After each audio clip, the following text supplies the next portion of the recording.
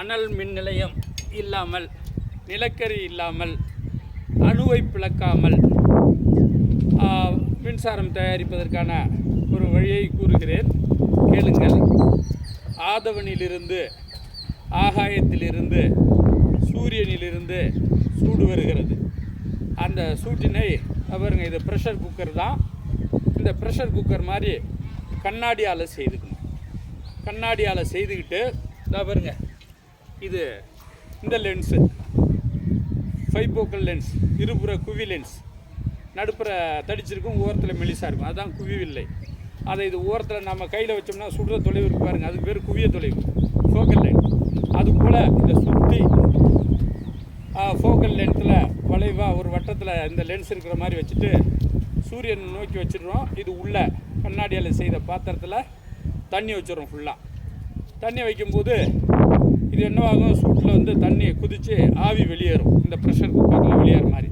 அப்படி வெளியேற அதிக அழுத்தத்தில் வெளியேற காற்றை இந்த ரெக்கருக்கு பாருங்கள், ஃபேன் ரெக்கை, அதில் தான் ஜெனரேட்டர், கரண்ட் ஜெனரேட்டர்.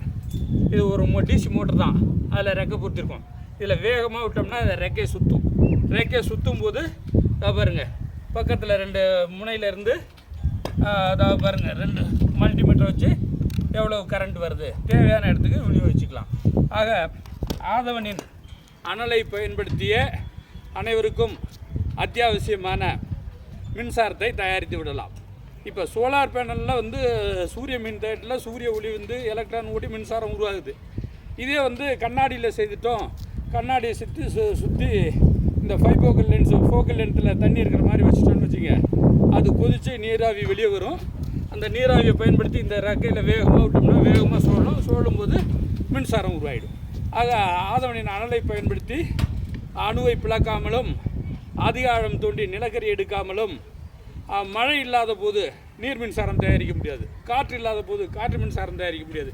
பெரும்பாலும் 6 மாதம் ஆதவன் அருமையாக அனல் வீசுகிறது. அந்த அனலிலிருந்து அனல் மின்சாரம் உருவாக்கிக்கலாம் இந்த நீராவியை பயன்படுத்தி. ஆனால் நீரை கொதிக்க வச்சு, எல்லா நிலையத்திலையும் நீரை கொதிக்க வச்சு தான் டர்பைனை சோட்டுறாங்க. மின்சாரம் உருவாக்குறதுக்கு தேவையான கருவியை சோட்டினா போதும். உள்ள காந்தம் இருக்கும், காந்தத்திலேயே ஒரு கம்பி சொல்லும்போது அதில் உள்ள எலக்ட்ரானை இயக்க ஆரம்பிச்சிடும் காந்தப்புலம் ஒரு குறிப்பிட்ட திசையில். அதில் மின்சாரமும் வோல்டேஜும் உருவாகிடும் என்று இந்த புதிய யுக்தியை, மின்சாரம் இருக்கிற புதிய யுக்தியை உங்களுக்கு இந்த காணொலியில் புரிந்து கொள்வதற்காக விளக்கி கூறுகிறேன் என்று இந்த காணொலியில் கூற விரும்புகிறேன்.